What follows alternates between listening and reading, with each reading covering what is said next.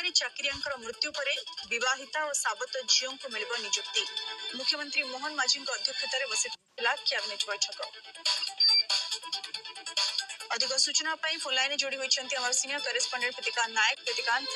राज्य कैबिनेट गुरुत्वपूर्ण बैठक शेष होती, तीन प्रस्ताव पर मोहर बाजी। क्यों तीनो गुरुत्वपूर्ण प्रस्ताव पर मोहर बाजी प्रतिकांत?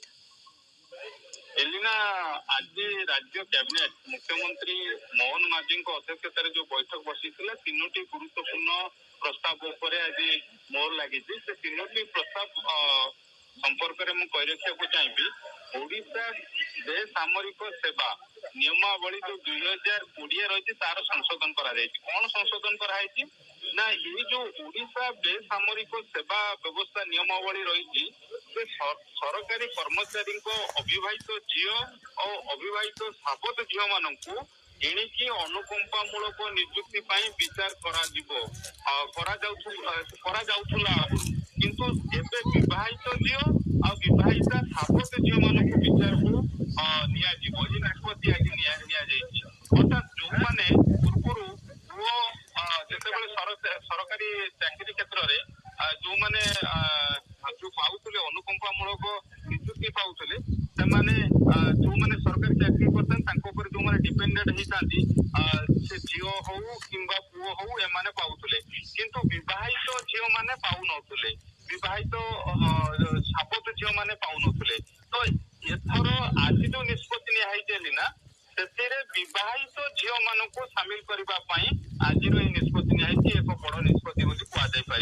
द्वितीय कथा आपको रखा चाहिए आप जानते पूर्व एक कैबिनेट बैठक में मुख्यमंत्री मोहन माझी घोषणा करते अग्निवीर जो मैंने सेना सामिल होना जो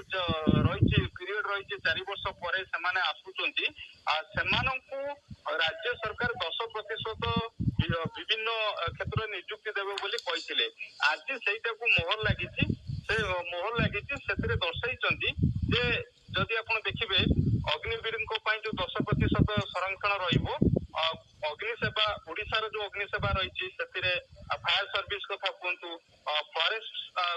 सेवा कथा कहतु को सेवार से मिल जो 10% संरक्षण से संपर्क में आज कैबिनेट निष्पत्ति निना। तृतीय जो गुरुत्वपूर्ण निष्पत्ति आप जानते गोपालपुर बंदर ताकू आहरी से बंदर को आहरी विकास करने आज राज्य सरकार एक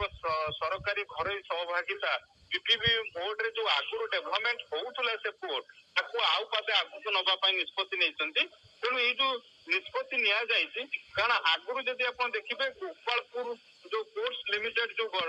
थिला से ओडिशा डिवेलपर्स लिमिटेड तार से थिला सहित जदि आप देखिए जो सापुरिज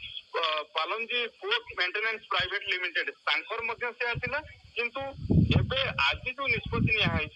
जो गोपालपुर बंदर को आगामी 95% शेयर आपको नबा निष्पत्ति नि 5% ओडिशा स्टीवेडर्स लिमिटेड पाख रहा कौन सुविधा हम। अच्छा ये निष्पत्ति नबा जो अर्थात आज कैबिनेट रे ये निष्पत्ति नबा फल कौन तार प्रभाव रहा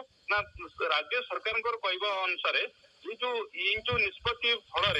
गोपालपुर बंदर जो डेवलपमेंट हम आ द्वारा 4000 लोक को प्रत्यक्ष परोक्ष भाव में नियुक्ति